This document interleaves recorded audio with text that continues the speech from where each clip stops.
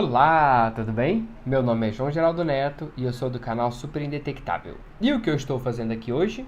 Eu vim apresentar os resultados de uma enquete virtual que a gente fez, questionando o que eles acham do termo mais adequado para mencionar uma pessoa soropositiva, né? Por que a gente fez isso? Porque é o seguinte, recentemente, em maio, o Ministério da Saúde fez uma consulta aos movimentos sociais de AIDS, numa CAMS, né, que é a Comissão de Articulação com os Movimentos Sociais, reúne 24 representações, e nessa consulta eles perguntaram sobre 4 termos, atualização de 4 termos, como por exemplo soro diferente. E o que acontece? A gente viu isso aí, a gente começou a pensar assim, será que as pessoas, os internautas, eles entendem o que quer dizer isso, né? E foi então que a gente programou essa consultazinha lá na internet. Ela foi feita um formulário virtual do Google, tá? E foi colocado então na internet. Ela ficou disponível por alguns dias e ela recebeu um total de 724 contribuições. É claro que esse tipo de enquete, como ele não tem identificação, ele pode estar enviesado. Como o número é relativamente alto, assim, 724 pessoas é um bocado para uma pesquisa de internet, ele pode ter sofrido menos esse viés, né? Porque o viés ele vem da hora que a pessoa pode preencher, uma pessoa mal intencionada pode preencher várias vezes a enquete. No caso de um número maior, a pessoa tem um trabalho muito maior em fazer isso. E ela foi compartilhada nos veículos da Rede Mundial, né, que é o próprio grupo secreto da Rede Mundial, a página Super Indetectável, o canal do Super Indetectável, os grupos de WhatsApp da Rede Mundial também, todos dois, o grupo da Rede Mundial e o grupo da Rede Mundial X, né, que a gente chama que é aquele XXX. Então o que acontece? Então a gente tirou algumas conclusões e aí a gente fez um relatório também, eu construí um relatório desse resultado, e é interessante, mas ele surpreendeu um bocado assim algumas respostas. Vamos lá então a primeira resposta. Eu vou dizer a pergunta e depois eu vou dar a resposta, tá? Então a primeira pergunta foi o seguinte: qual termo você acha mais adequado para identificar pessoas que foram diagnosticadas com HIV, independente do seu estado de saúde? Ou seja, se já apresentam sintomas ou não.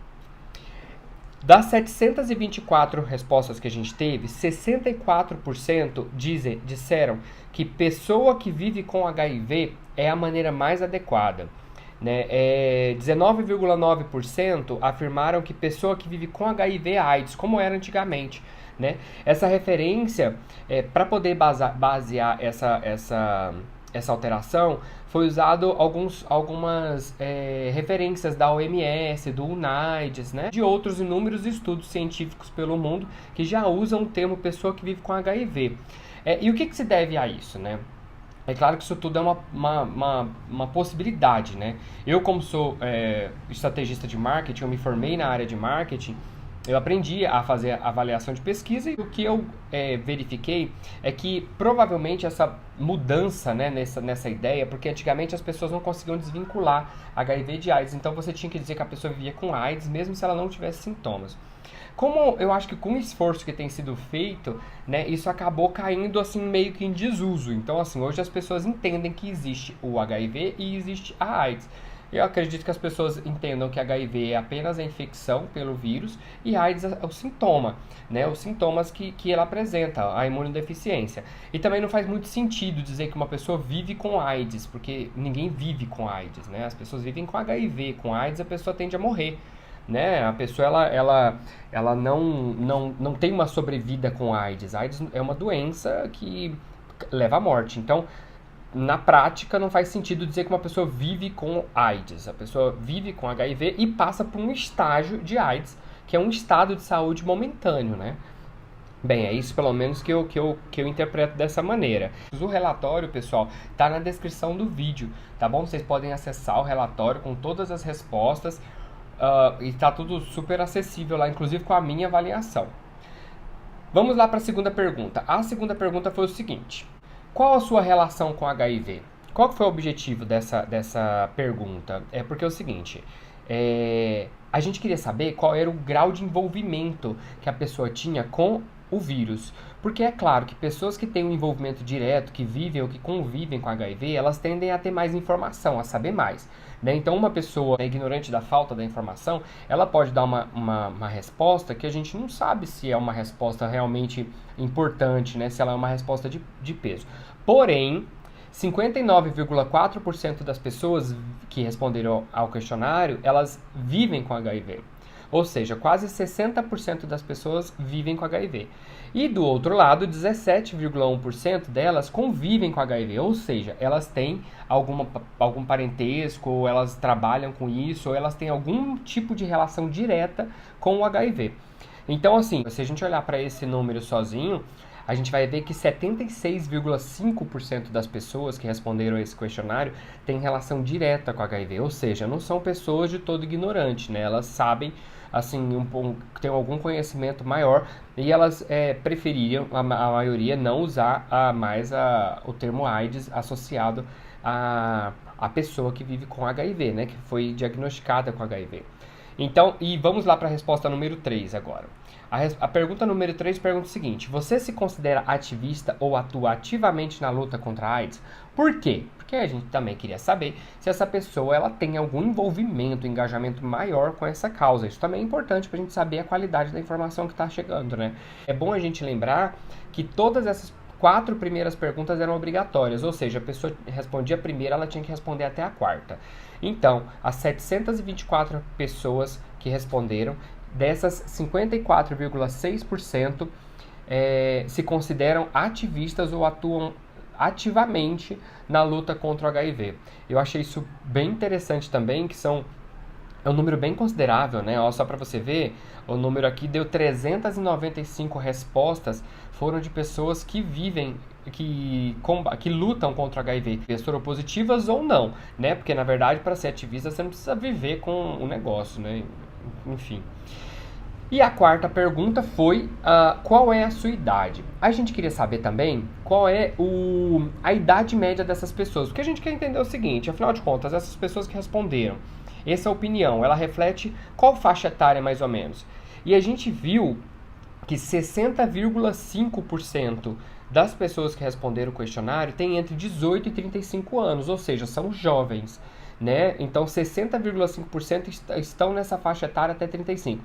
A juventude não é até 35, mas eu coloquei até 35 porque o corte ele ia de 36 a 40. Se a gente aumentar para 36 e 40 anos, a gente vai ter um número então de 72%. Então a gente vai ter, se a gente colocar de 18 a 40 anos, que é a juventude, mais jovens, não, pessoas mais jovens, chega a 72% das que responderam esse questionário.